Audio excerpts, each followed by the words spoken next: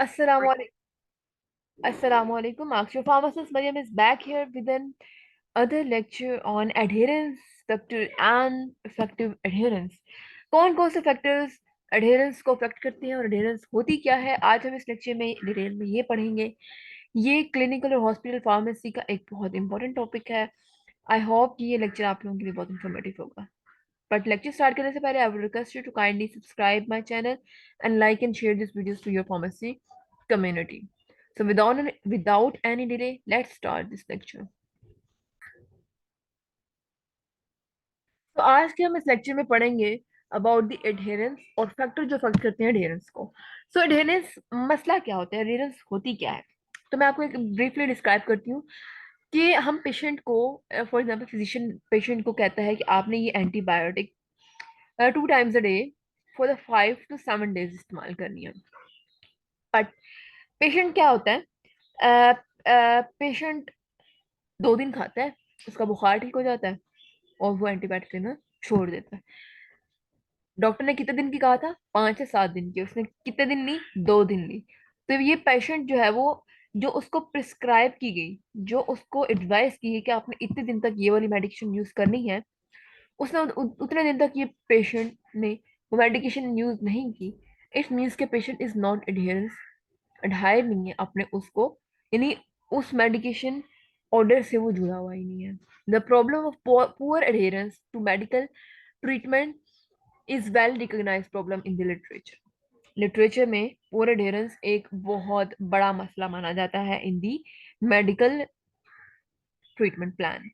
Studies have shown that in the United States alone, non-adherence to medications causes 125,000 deaths annually and account for about 10 to 25 of the hospital and nursing home admissions. यानी जो उनको medication initially the गई, उन्होंने वो medication properly use नहीं की जितने दिन तक उनको एडवाइस किया गया था, और जिस वे में उनको एडवाइस किया गया था उन्होंने उस तरीके से वो मेडिकेशन इस्तेमाल नहीं की, जिसकी वजह से सिर्फ यूनाइटेड स्टेट में 1,25,000 डेथ्स और तकरीबन 10 से 25% पेशेंट जो है वो एडमिट हुए अपनी मेडिकेशन से अडेयर ना होने की वजह से। They make this makes non-adherence to medications one of the largest and expensive disease categories. तो adherence कोई मेडिक डिसऑर्डर नहीं है, बट फिर भी ये एक बड़ी वजह है हॉस्पिटलाइजेशन ऑफ द पेशेंट्स और death cause of the patients, और ये बहुत एक्सपेंसिव भी पड़ जाता है। यानी जब भी एक पेशेंट जो है वो हॉस्पिटल एडमिट होता है तो वो at the expense of the government होता है, तो वो पेशेंट की जो डिजीज है वो उससे ज्यादा एक्सपेंसिव पड़ जाती है। तो आगे कॉमन फैक्टर जो कि नॉन अडेरेंस की वजह बन सकते हैं, वो वजह हो सकती है social economic factors, socio economic variables and cost of the treatment. Patient cost of the treatment नहीं देख सकता, socio economic variables, patient hospitalization नहीं रह सकता, पेशेंट मेडिकेशन अपने लिए खरीद नहीं सकता, इतनी उसके पास पैसे नहीं है, या कोई और सोशल फैक्टर है, वो खुद का इतना ख्याल नहीं रखता, या फिर वो लोगों को ये शो नहीं करवाना चाहता कि वो बीमार है, वो मेडिकेशन यूज कर रहा है अपनी किसी प्रॉपर एलिमेंट के लिए। तो ये कुछ सोशल इकोनॉमिक जो है वो फैक्टर्स हो सकते हैं। उसके बाद सेकंड फैक्टर है health system related factors. Health system related factor कैसे हो सकता है भाई, हेल्थ सिस्टम तो कहता है कि आप ढेर रहे हैं, बट इसमें भी कुछ फैक्टर्स आ जाते हैं। पहला फैक्टर क्या है, characteristic of the health care provision. Characteristic उसके ऐसे हैं कि पेशेंट अडायर नहीं कर रहे, पेशेंट एंड प्रिस्क्राइबर इंटरेक्शन इतनी अच्छी नहीं है, प्रिस्क्राइबर जो है वो पेशेंट को प्रॉपरली गाइड नहीं कर पाया कि आपने इतने दिन तक अपनी मेडिकेशन जरूर इस्तेमाल करनी है। प्रिस्क्राइबर फॉलो अप, डॉक्टर ने या फिर प्रिस्क्राइब जिसने भी की उसने पेशेंट से प्रॉपरली फॉलो अप नहीं लिया, और उसको पेशेंट को फॉलो अप के लिए नहीं कहा कि आप आए, जब आप ये जाएं 7 दिन तक ये मेडिकेशन यूज करें और 7 दिन के बाद दोबारा मेरे पास आए। ये प्रिस्क्राइबर फॉलो अप होता है कि 7 दिन की मेडिकेशन से वो ठीक हुआ है या नहीं, यानी पेशेंट को भी याद रहे कि भाई 7 दिन बाद मैंने जाना है डॉक्टर के पास, मैं दोबारा मेडिकेशन नहीं लेना चाहता, मैं 7 दिन की मेडिकेशन प्रॉपर लेके जाऊंगा। मल्टीपल प्रोवाइडर्स, आजकल पाकिस्तान में ये बहुत कॉमन प्रैक्टिस है, एक डॉक्टर पे तो यकीन नहीं करते, उन्होंने मल्टीपल डॉक्टर्स के पास जाना होता है, और मल्टीपल डॉक्टर्स से उन्होंने अलग अलग किस्म की एंटीबायोटिक या डिफरेंट दवाइयां लेके खानी होती हैं, जो कि उनको नॉन अडेरेंस की तरफ लेके जाता है। कंडीशन रिलेटेड प्रॉब्लम्स क्या हो सकती हैं, करेक्टरिस्टिक ऑफ द डिजीज, उस डिजीज की वजह से वो नहीं ले पाते, फॉर एग्जाम्पल उनको अल्जाइमर है या डिमेंशिया है जिसकी वजह से वो दवाई लेना भूल जाते हैं। Severity of the disease and chronic and acute condition, वो पेशेंट अपनी क्रोनिक कंडीशन की वजह से दवाई ले लेके थक चुका है, उसको असर ही नहीं होता। ये पेशेंट कंडीशन रिलेटेड फैक्टर्स भी हो सकते हैं जो नॉन अडेरेंस की वजह बन सकते हैं। उसके अलावा क्या क्या फैक्टर्स हैं जो पेशेंट रिलेटेड फैक्टर्स हैं, वो ये हैं: patient on view required for the therapy, patient चाहता है कि मैं मेडिकेशन लूं और कोई जादू हो जाए वो जल्दी से ठीक हो जाए। कोग्निटिव फंक्शंस क्या हो सकते हैं? कोग्निटिव फंक्शनिंग, पेशेंट को समझ ही नहीं आई कि डॉक्टर ने बताया कैसे है कि डॉक्टर की मेडिकेशन कैसे यूज करनी है। यानी उसकी कोग्निटिव फंक्शनिंग ठीक नहीं है, पेशेंट जो है वो मेंटली तौर पर इतना वेल बींग नहीं है कि वो खुद ये अपनी मेडिकेशन ऑर्डर्स और अपनी मेडिकेशन गिन के रख सके, यानी उसके लिए कोई केयर टेकर रिक्वायर्ड है। हेल्थ लिटरेसी, लिटरेसी, उसको अपनी हेल्थ के बारे में इतनी एजुकेशन नहीं है, उसको डॉक्टर या फिजिशियन ने या फार्मासिस्ट ने इतना अच्छा गाइड नहीं किया, और उसको अपने बीमारी की सिविरिटी का अंदाजा ही नहीं है कि मेडिकेशन इसके लिए कितनी इंपॉर्टेंट है।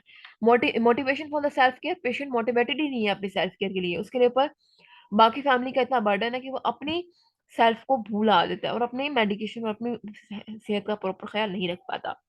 सोशल सपोर्ट, सोशली इसको उसकी मेडिकेशन को उसके ट्रीटमेंट को सपोर्ट नहीं किया जा सकता। फॉर एग्जांपल अगर मैं किसी मेंटल हेल्थ इश्यूज के बारे में अगर मैं करूँ, तो ये लोगों के लिए बहुत बुरा माना जाता है कि ये साइकेट्रिस्ट के पास जा रहा है, ट्रीटमेंट ले रहा है, इसको डिप्रेशन है। यानी लोग इस चीज को प्रॉपरली अभी तक इतनी एजुकेशन के बावजूद अपनी सोशल सपोर्ट उनको नहीं मिलती कि वो अपना ट्रीटमेंट का आगाज कर सकें या अपना ट्रीटमेंट कंटिन्यू कर सकें। Therapy related problem, multiple medication वो यूज कर रहा है जिसकी वजह से वो कोई एक मेडिकेशन लेना भूल जाता है। Complexity of the therapy, complex उसकी थेरेपी है, उसको मल्टीपल डिजीजेस हैं जिसकी वजह से वो पॉलीफार्मेसी मेडिसिन ले रहा है। पॉलीफार्मेसी होती है कि यानी वो डिफरेंट एलिमेंट्स के लिए मल्टीपल ड्रग्स ले रहा है, तो वो पॉलीफार्मेसी कंडीशन होती है। पॉलीफार्मेसी भी non adherence and poor compliant की तरफ लेके जा सकती है पेशेंट को। एडवर्स रिएक्शन, उस ड्रग की वजह से उस पेशेंट को कोई एडवर्स ड्रग रिएक्शन शो हो रहा है जिसकी वजह से वो मेडिकेशन लेने की तरफ कंप्लाइंट नहीं है। Duration of the therapy, duration of the therapy वो प्रॉपरली उसको फॉलो अप नहीं करता। स्पेसिफिक इंटरवेंशन टू इम्प्रूव एडेरेंस, क्या क्या स्ट्रेटजीज हम फॉलो कर सकते हैं टू इम्प्रूव द एडेरेंस, वो ये है: simplicity of the regiments characteristics, regiment अपना सिंपल रखें। अगर दो मेडिकेशन जा रही हैं और अगर वही दो मेडिसिन आपको एक कॉम्बिनेशन में अवेलेबल है, तो आप कॉम्बिनेशन में जाएं, पेशेंट को कम से कम मेडिकेशन, कम से कम गोलियां दें। ताकि वो दो ही गोलियां अगर एक ही दो मेडिकेशन आप अलग अलग देने से बेहतर है कि आप उसको कॉम्बिनेशन में वो ड्रग प्रिस्क्राइब कर दें, ताकि वो patient complex complex nature of the prescription में जो है वो परेशान ना हो जाए क्योंकि मैंने ये गोली ली थी या नहीं ली थी। So adjusting time, frequency and amount and dose, हर गोली के आगे लिख दे किस टाइम लेना है, कितनी फ्रिक्वेंसी होगी, कितनी अमाउंट और कितनी डोज में लेना है। Matching the patient activities, matching the medication to the patient daily activities and living. For example patient को अगर हम लोराटिडिन दे देते हैं तो वो पेशेंट की डेली एक्टिविटीज के साथ नहीं रखता। फॉर एग्जाम्पल पेशेंट कोई हैवी मशीनरी ड्राइव करेगा या कोई ड्राइवर है या कोई वो ऐसी जॉब करता है जिसमें उसकी टेंशन रिक्वायर्ड है, तो हम उसको लोराटिडिन नहीं देंगे क्योंकि उसकी डेली लिविंग से मैच नहीं करती। हम उसको ऐसी ड्रग्स देंगे फॉर दी एलर्जी जो कि उसको सेडेशन या नींद नहीं दिलवाएगी। Using adherence aids such as medication boxes and alarms, या हम उसको मेडिकेशन टूल बॉक्स दे देंगे या जिसको हम वीकली पिल बॉक्स कहते हैं या मेडिकेशन बॉक्स कहते हैं, जिसके ऊपर मंडे ट्यूसडे वेडनेसडे की अलग अलग दवाइयां हम एक बना के पेशेंट को दे देते हैं। या फिर हम उसको कोई टूल या फिर कोई ऐसी अलार्म का उसको गाइड कर दें कि आप अलार्म लगा दें कि आपने दिन के इस टाइम जो है वो मेडिकेशन यूज करनी है। इम्पार्टिंग नॉलेज, उसको नॉलेज दें। सबसे पहले सिंप्लीफाई द रेजिमेंट, उसके बाद उसको नॉलेज दे। Discuss with the physician, nurse and pharmacist distributing of written information for the pamphlet, patient को रिटन इंफॉर्मेशन दें, ये ड्रग इतने दिन इतने दिन तक इस टाइम लेनी है आपने। Assess the health education information on the web, या फिर आप उसको कहें कि आप इस वेबसाइट से भी जाकर अपनी इंफॉर्मेशन ले सकते हैं, आप अपनी कंडीशन के बारे में नॉलेज हासिल करें। या फिर अगर वो नॉलेज पेशेंट से मिस यूज ना करे, यानी आप उसको पेशेंट को किसी ऐसी चीज के बारे में नॉलेज नहीं देंगे जो कि वो मिस यूज की तरफ लेके जाए। आप पेशेंट को उसकी हेल्थ कंडीशन के बारे में नॉलेज देने के लिए सजेस्ट कर सकते हैं कि आप इस वेबसाइट से जाकर इंफॉर्मेशन ले सकते हैं, आप इस फिजिशियन से जाकर, इस डॉक्टर के पास जाकर, इस फार्मासिस्ट के पास या नर्स के पास जाकर आप अपनी नॉलेज ले सकते हैं अपनी कंडीशन के बारे में। मॉडिफाई पेशेंट बिलीव, अगर पेशेंट को कोई मिस बिलीव है या कोई मिथ है उसकी मेडिकेशन के बारे में, तो आप उसको rectify करें, assess, perceive, assess factibility, severity and benefit and all the barrier, rewarding, tailoring and contingency contraction. contingency होती है कि हंगामी सूरत हाल में, फॉर एग्जाम्पल पेशेंट को किसी मेडिकेशन से कोई सीवियर साइड इफेक्ट आ रहा है, तो आपके पास उस सूरत हाल के लिए, उस कंडीशन को कंट्रोल करने के लिए कोई सेकंड ड्रग ऑफ चॉइस भी होनी चाहिए। या अगर आपने वो दवाई उसको छुड़वानी है पेशेंट बिलीव की वजह से, तो वो ड्रग जो है अगर आप इमीडिएटली नहीं छोड़ सकते, तो वो ड्रग टेलरिंग के साथ तरफ आप दें, डोज कम कर दें, या पेशेंट को कोई रिवॉर्ड दें कि आप ये मेडिकेशन लेंगे तो ये आपके लिए बेहतर है, या पेशेंट को डराएं कि आप ये मेडिकेशन नहीं लोगे, आपकी ये सब केस कंडीशन जो है वो सवेयर हो जाएगी। दो ही चीजों से हम पेशेंट को अडेयर कर सकते हैं, या तो उसको डराएं या हम उसको रिवॉर्ड दें कि आप ये दवाई इतने दिनों तक इस्तेमाल करेंगे, आप ठीक हो जाएंगे। अगर आप ये दवाई प्रॉपरली इस्तेमाल नहीं करेंगे जिस तरह मैं आपको बता रहा हूँ या बता रही हूँ, तो आपको ये मसले हो सकते हैं और आप आगे जाके हॉस्पिटलाइज भी हो सकते हैं, आपकी कंडीशन वर्स हो सकती है। Specific intervention to improve the adherence में नेक्स्ट पॉइंट आ जाता है पेशेंट फैमिली कम्युनिकेशन। पेशेंट और उसकी फैमिली के साथ कम्युनिकेट करें। Active listening and provide clear and direct message. Patient को क्लियर एंड डायरेक्ट मैसेज दें, ये मेडिकेशन ये इस्तेमाल करनी है, इस तरह इस्तेमाल करनी है। अगर कोई सपोजिटरी है तो उसको उसका यूज ऑफ एक्शन, उसका तरीका प्रॉपरली गाइड करें। अगर उसको आप एमओआई, आप उसको इनहेलर्स दे रहे हैं, तो इनहेलर कैसे यूज करना है, इनहेलर यूज करने का तरीका क्या है, पोजीशनिंग क्या होनी चाहिए पेशेंट की, उसके बारे में प्रॉपर पेशेंट को गाइड करें। इंक्लूड पेशेंट इन डिसीजन, और पेशेंट को बताएं कि क्या आपको मैं ओरल दूं, आईवी दूं, या आप सपोजिटरी आपको बार बार नहीं लेनी पड़ेगी, वो आपके लिए बेहतर है। पेशेंट डिसीजन आपने लेना है कि आइदर के वो आईवी लेना चाह रहा है या उसको सपोजिटरी ज्यादा सूट कर रही है। क्या पेशेंट का डिसीजन, पेशेंट की कंसेंट उसकी मेडिकेशन ऑर्डर पर लागू है या नहीं। सेंडिंग रिमाइंडर्स विया मेल्स, ईमेल्स, टेलीफोन। अगर आपके साथ कोई इस तरह का रहा है, पेशेंट जो है आप उसको टेलीफोन, मेल और फोन कॉल्स के जरिए भी आप उसको रिमाइंड करवा सकते हैं कि अपनी मेडिकेशन यूज करें। ये स्पेशली हम इतनी केयर उन पेशेंट में करते हैं जहाँ पे हमें ये होता है कि अगर ये एंटीबायोटिक टाइमली नहीं लेगा तो ये रेजिस्टेंट की तरफ जा सकता है। फॉर एग्जाम्पल एक पेशेंट जो है वो last and stage warning box वाली एंटीबायोटिक यूज कर रहा है, यानी इसके बाद कोई भी एंटीबायोटिक उस पर इफेक्ट नहीं करेगी, तो आप उसको फोन टेलीफोन से रिमाइंडर दें कि भाई अब इस एंटीबायोटिक को आप जरूर विद एडेरेंस यूज करें, वरना अगर इससे आप रेजिस्टेंट हो गए तो आपके लिए ये मसला हो सकता है और अपनी कम्युनिटी के लिए भी मसला हो सकता है। क्योंकि फिर आगे जो पेशेंट जो फिर मल्टीपल रेजिस्टेंट वाले हो जाते हैं ना, फिर उन पेशेंट को क्वारंटीन कर दिया जाता है टिल दे वुड डाई, और वो किसी से भी फिर मिल नहीं सकते। ये बहुत रेयर कंडीशंस में होता है। Convenience convenience of the care, schedule and appointment. आप पेशेंट को अपॉइंट कर लें। डॉट एक प्रोग्राम आया था डब्ल्यूएचओ की तरफ से फॉर दी टीबी पेशेंट्स, कि पेशेंट जो है वो उनके साथ हमने डायरेक्ट इंटरेक्शन करना है पेशेंट के साथ कि क्या वो अपनी एंटी टीबी ट्रीटमेंट के साथ अडेयर है या नहीं। होम विजिट करें, उनकी फैमिली विजिट करें, काउंसलिंग करें। अब जाहिर है कोई डॉक्टर या फिजिशियन या फार्मासिस्ट तो होम विजिट या फैमिली सपोर्ट नहीं कर सकता। उसके लिए हमारे पास डिफरेंट एनजीओ होते हैं, डिफरेंट सीबीओज होते हैं, कम्युनिटी बेस्ड ऑर्गेनाइजेशन होती हैं, या डिफरेंट हेल्थ केयर वर्कर्स होते हैं जो कि होम विजिट कर सकते हैं। Leave the bias, leave the bias, tailoring और the education patient level of understanding.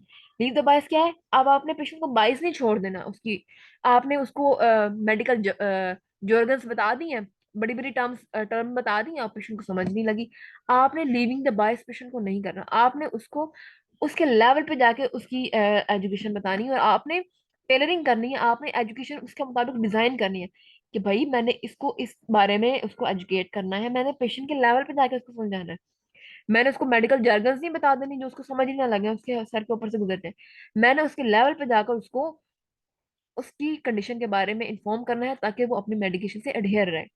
Evaluation the अडेयरेंस, अडेयरेंस से आप अवेल्युएट भी कर सकते हैं। अगर पेशेंट को आपको लग रहा है झूठ बोल रहा है, तो आप उसकी सेल्फ रिपोर्टिंग कर लें, आप उसकी पिल काउंटिंग कर लें, या आप उसकी सीरम या यूरिन लेवल ड्रग मॉनिटरिंग कर लें कि उसके सीरम या फिर यूरिन में उसका ड्रग है या नहीं। वेज ऑफ फॉर्मेट मैट्सकेप में ये दिया हुआ था ऑर्गेनाइजेशन कैपेसिटी में। सबसे पहले क्या आ जाता है, infrastructure, guidelines, training and workshop या इंफॉर्मेटिव आप पेशेंट को दे सकते हैं। तो ये ऑर्गेनाइजेशन कैपेसिटी में ये कर सकते हैं। इंफ्रास्ट्रक्चर ऐसा डिजाइन कर सकते हैं, गाइडलाइंस बना सकते हैं, ट्रेनिंग करवा सकते हैं, वर्कशॉप इंफॉर्मेशन करवा सकते हैं। ये होगा for the health care providers. Health care team क्या करेगी, हेल्थ केयर टीम ये करेगी, फिजिशियन, नर्सिस, एजुकेशन, फार्मासिस्ट और अदर स्टाफ क्या करेगा, इन स्ट्रेटेजीज के मुताबिक पेशेंट को डायर करेगा।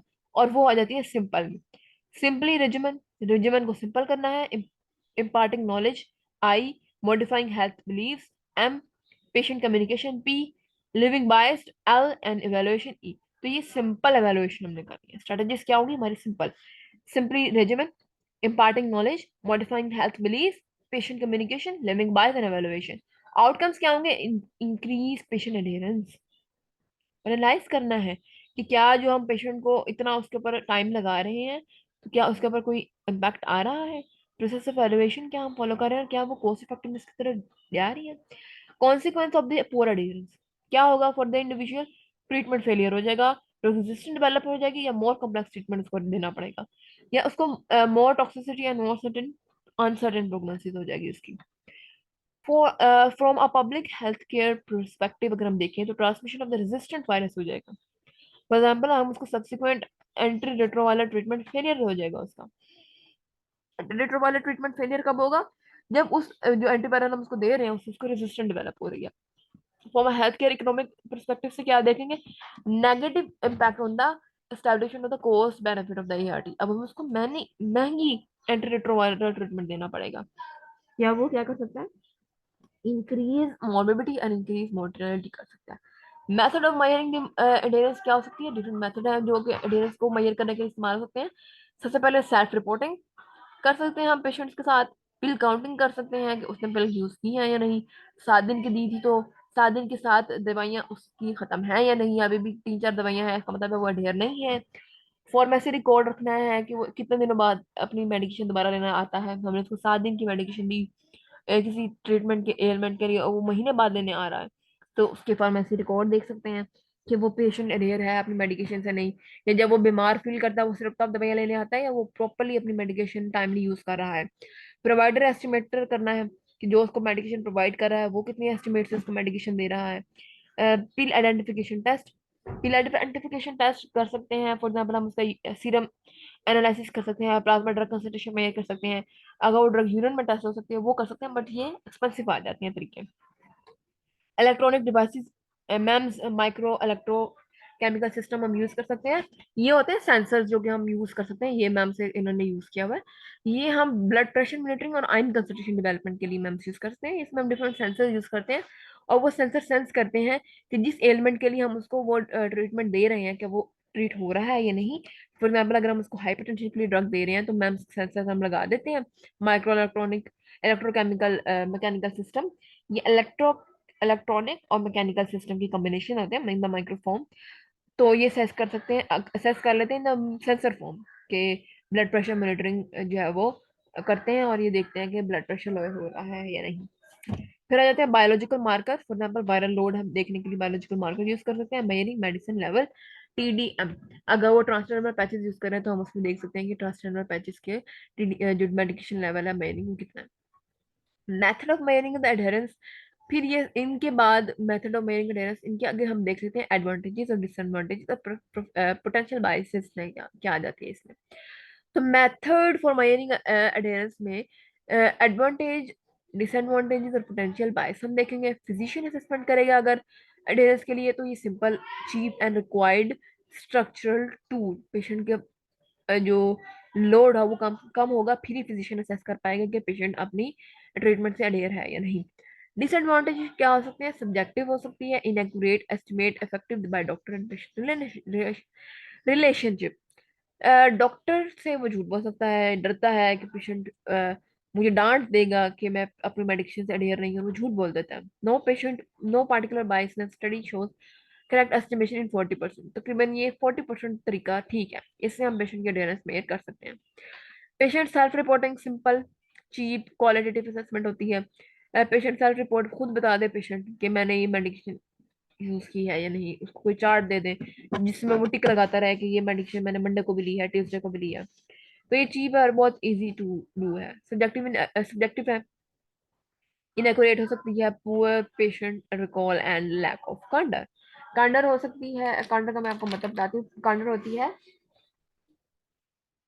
ऑनेस्ट नहीं है, लैक ऑफ कांडर, कांडर नहीं है, ऑनेस्ट नहीं है पेशेंट अपनी, यानी उसने नहीं ली फिर भी उसने टिक कर दिया अपनी मेडिकेशन ऑर्डर ठीक रखने के लिए, उसने छूट कर दिया, यानी अब वो ऑनेस्ट नहीं है अपने मेडिकेशन ऑर्डर को ठीक रखने के लिए अडेरेंस के लिए।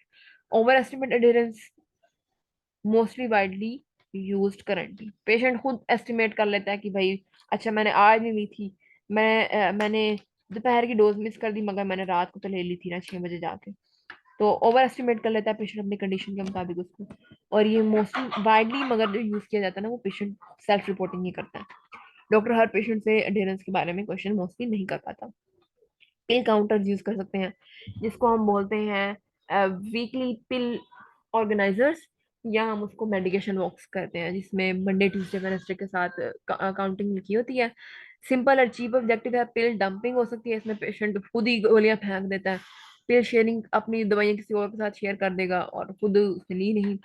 Timing of dosage unknown, bottles needed, over estimated of adherence. Pill counting के लिए बॉटल्स या प्रॉपर बॉक्सेस जरूरी होते हैं। ओवर एस्टिमेटेड एडेरेंस हो सकती है इसमें। मेथड ऑफ मेजरिंग में फिर आ जाता है फार्मेसी रिफिल रिकॉर्ड्स। फार्मेसी की रिफिल रिकॉर्ड में ऑब्जेक्टिव आ जाते हैं pill dumping, pill sharing, timing of the dosage unknown, good records, patient tracking and over time needed. Estimated हो जाता है इसमें भी। ड्रग लेवल मॉनिटरिंग ऑब्जेक्टिव क्या होगा? ड्रग लेवल मॉनिटरिंग में हम उसके प्लाज्मा लेवलिंग मॉनिटरिंग करते हैं। एक्सपेंसिव होता है ये मोस्टली, क्योंकि हम अगर प्लाज्मा ड्रग मॉनिटरिंग कर रहे हैं तो वो एक्सपेंसिव आ जाता है, उस टेस्ट के ऊपर बहुत ज्यादा पैसे रिक्वायर्ड होते हैं। रिक्वायर्ड लैब इन्वेस्टिव होता है, ब्लड सैंपल लेना पड़ता है। Uncertain timing of the doses, शायद हम सैंपल उस टाइमिंग में ले रहे हैं जिसमें ड्रग की पीक नहीं है। PK profile of the population needed can over और underestimate depending on the behaviour immediately. For example हमने सैंपल जिस टाइम लिया है उसी वक्त पेशेंट ने मेडिकेशन लिया है और क्या होगा, ड्रग की कंसंट्रेशन जो होगी वो ज्यादा आ जाएगी। Genetic variation in the drug metabolism, एक पेशेंट जो है वो उसमें इंटरेक्शन में उस ड्रग की जो मेटाबॉलिज्म है वो फास्ट हो रही है या कम हो रही है, तो उस वजह से भी जेनेटिक वेरिएशन भी हो सकती है। यानी पेशेंट जो है वो मेडिकेशन ले रहा है बट उसका मेटाबॉलिज्म सिस्टम इतना फास्टली वर्क कर रहा है कि वो मेडिकेशन उसको प्रॉपर रिजल्ट दे ही नहीं पाती। तो ये जेनेटिक वेरिएशन भी एक रीजन हो सकती है ड्रग लेवल मॉनिटरिंग की फॉल्स रिजल्ट में। Electronic drug monitoring EDM, objective data is monitoring of the doses monitoring over longer period of time. इसमें pill dumping, pill sharing, timing of the doses unknown भी हो सकता है। Underestimating adherence, taking multiple doses on the later stages भी आ सकता है। Strategies and tools to enhance adherence, अब क्या क्या स्ट्रेटजीज हम फॉलो करेंगे to enhance the adherence? Pre treatment strategies हम देखेंगे। Identify the potential adherence, adherence client patient address the identify the potentially non adherence client, हम देखेंगे कि ये पेशेंट भाई हमेशा ही नॉन अडेरेंट रहता है। Patient and address the barriers, और हम पेशेंट से पूछेंगे कि आपको हमने पहले भी ये मेडिकेशन दी थी, आप इसे अडेरेंट नहीं है, क्या वजह है इसका? During the counselling and before prescription, prescription देने से पहले ही आप उसको काउंसल करने कि इस बार आपने अपनी मेडिकेशन से अडेयर रहना है, वरना अब आप हम आपको ये दवाई दे रहे हैं, अगली बार आप पे ये दवाइयां भी असर नहीं करेंगी। Specially of antiretroviral therapy, specially antiretroviral therapy, क्योंकि एंटीरेट्रोवायरल बहुत जल्दी रेजिस्टेंस डेवलप कर जाती है पेशेंट में, इसलिए पेशेंट की काउंसलिंग प्रिस्क्रिप्शन से पहले बहुत जरूरी है ताकि पेशेंट जो है वो अपनी मेडिकेशन से अडेयर रहे। आइडेंटिफाई एन अडेयर पार्टनर और बडी एज और अ पीयर एज एजुकेटर, हम उसका साथ कोई एडमिट पर्सन या कोई पेशेंट है वो ले आए उसके पास और वो उसको एजुकेट करे, पीयर एजुकेट करे कि ये मेडिकेशन है, मैं इसको प्रॉपरली यूज कर रहा हूँ जिस तरह डॉक्टर ने मुझे कहा और मुझे इससे फायदा हुआ।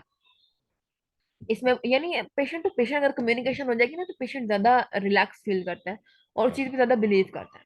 Ask the client patient to demonstrate adherence ability, identify reminders और tools that helps to taking pills। आप different tools यूज कर लें जो कि उसको रिमाइंड करवाते रहें इस टाइम इसने मेडिकेशन लेनी है। उसमें मेडिकेशन वीकली पिल ऑर्गेनाइजर भी हो सकता है, मेडिकेशन बॉक्स भी हो सकता है और इसमें अलार्म भी हम लगा सकते हैं पेशेंट के लिए।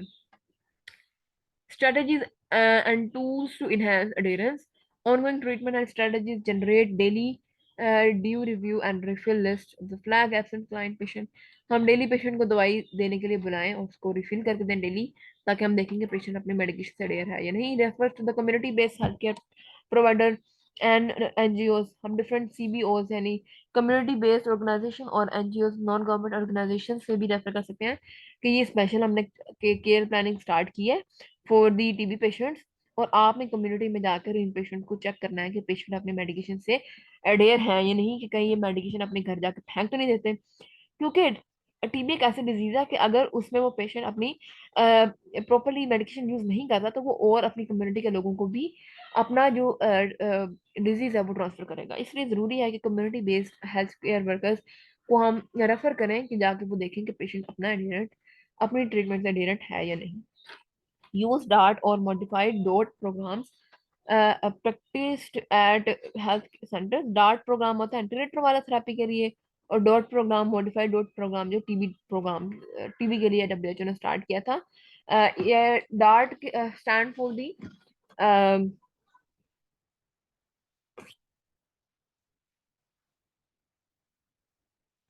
डायरेक्टली एडमिनिस्टर्ड एंटीरेट्रोवायरल थेरेपी, और डॉट है डायरेक्टली ऑब्जर्व थेरेपी।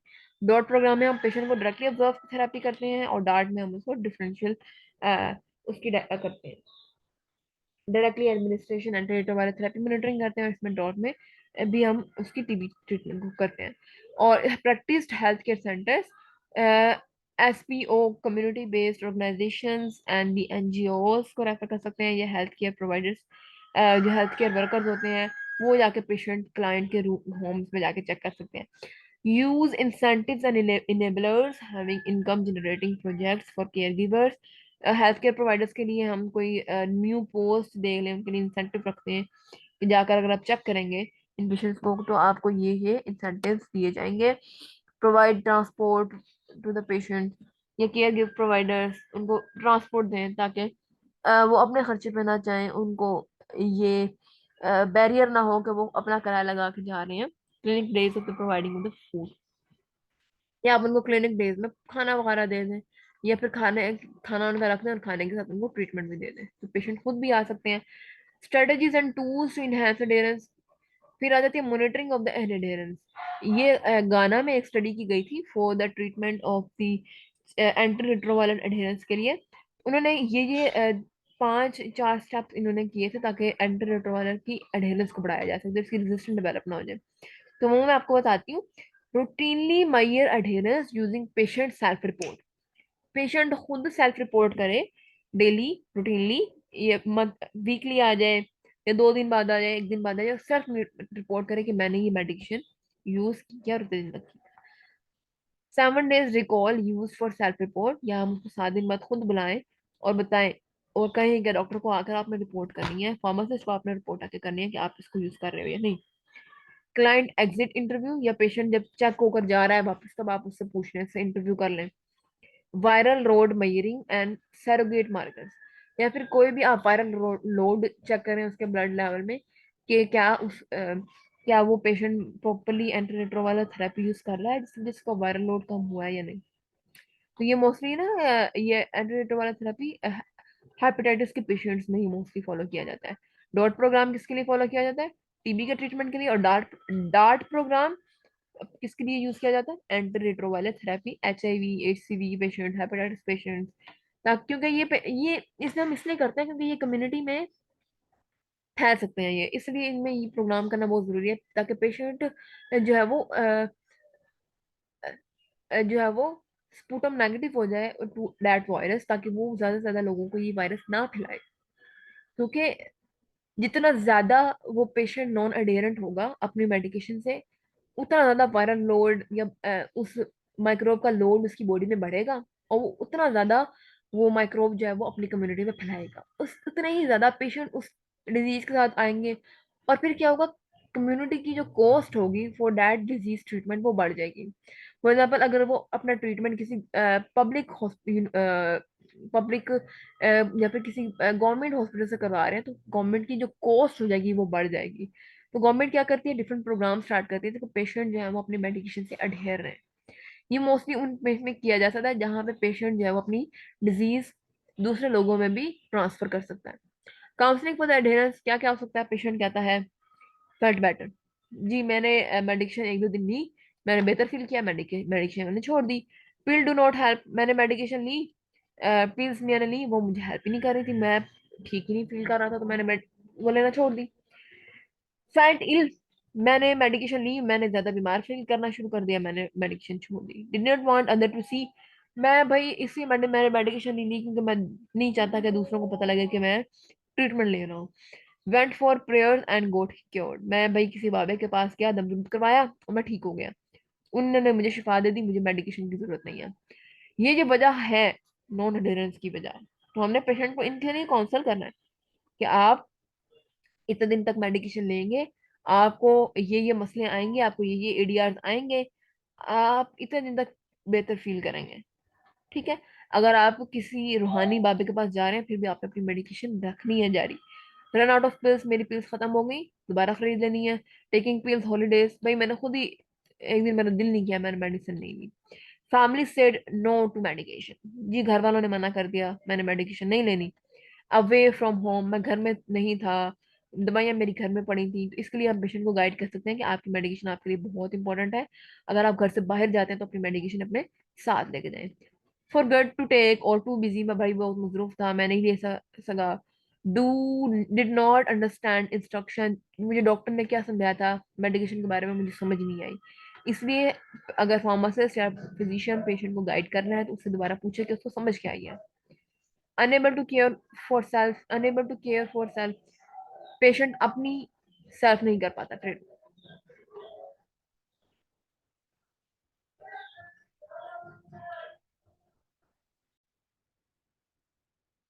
या did not understand instruction, unable to care for self, अपना उसको ख्याल नहीं है। Slept in, fear side effects, भाई उस मेडिकेशन से मुझे ये साइड इफेक्ट्स आए जिसकी वजह से मैंने वो मेडिकेशन लेना छोड़ दी। What do to do, no double dose. अगर आपने किसी इन वजूहात की वजह से एक वक्त की मेडिकेशन छोड़ दी, तो आपने डबल डोज नहीं लेनी। With in 3 hours, with in 3 hours आपने टेक द मिस डोज। आपको डॉक्टर ने कहा था कि आपने जो है वो एक मेडिकेशन 2 बार एक दिन में लेनी है। एक आपने सुबह 6 बजे लेनी है, एक आपने शाम को 6 बजे देनी है। 9 बज गए, आपने मेडिकेशन नहीं ली, तो उस कंडीशन में विद इन 3 आवर्स आप अपनी मेडिकेशन दोबारा यूज करें। If greater than 3 hours go to the next, अगर आप 3 घंटे से ज्यादा आपने मेडिकेशन मिस कर दिया डोज, तो फिर आपने वो मेडिकेशन नहीं लेनी, अगली जब नेक्स्ट कोर्स में आपने मेडिकेशन लेनी है तब आप वो यूज करेंगे। सेल्फ मैनेजमेंट सपोर्ट में क्या करते हैं आप, demonstrate new skills, praise and feedback. Patient को आप खुद सिखा दें कि उसने अपने इंसुलिन इंजेक्शन कैसा लगाना है, अगर कोई इंजेक्शन उसको लग रहा है वो कैसे यूज करना है, अगर वो कोई मीटर डोज यूज कर रहा है तो पेशेंट को खुद बता दें कि भाई आपने इस तरह करके ये मेडिकेशन यूज करनी है, ताकि वो पेशेंट अडेयर रहे। सेल्फ मैनेजमेंट में आप पेशेंट को वीकली पिल ऑर्गेनाइजर दे सकते हैं। ये वीकली पिल ऑर्गेनाइजर है, Saturday Monday Tuesday Wednesday Thursday Friday के साथ मेंशन दिया हुआ है कि ये मेडिकेशन 3 4 आपने डाली हुई है बीच में, ये आपने इस दिन यूज करनी है। तो पेशेंट को आप सेल्फ मैनेजमेंट की तरफ भी लेके जा सकते हैं। उसके बाद हेल्थ केयर सिस्टम में प्रोवाइड पेशेंट रिलेशनशिप, पेशेंट के साथ रिलेशनशिप आप डेवलप कर सकते हैं through NCO CBO, community based organisation, non government organisation के साथ आप क्लैप करके, या हेल्थ केयर प्रोवाइडर्स को आप हायर करके भी patient and health care provider के साथ, हेल्थ केयर सिस्टम के साथ ये हेल्प कर सकते हैं। Element care for the patient, patient को आप उसकी डोर स्टेप तक केयर प्रोवाइड कर सकते हैं। तो ये कुछ तरीके थे जिससे आप पेशेंट के अडेरेंस को इनहेंस कर सकते हैं। यहाँ पे आज हमारा जो लेक्चर है for the adherence and the factor affecting the non adherence वो खत्म होती है। ये इसके डिफरेंट इस लेक्चर के लिए जो मैंने रेफरेंसेस यूज किए थे वो हैं। I hope this lecture will be quite informative for you. अगर आपको ये लेक्चर बहुत इन्फॉर्मेटिव लगा तो thank you so much for listening. Kindly इस वीडियो को लाइक कर दें और इस चैनल को सब्सक्राइब कर दें, और आफ्टर फार्मासिस्ट को सब्सक्राइब कर दें, ताकि इस तरह के और जो लेक्चर इन्फॉर्मेटिव लेक्चर हम आपको मिलते रहे। Thank you so much for listening. Allah Hafiz.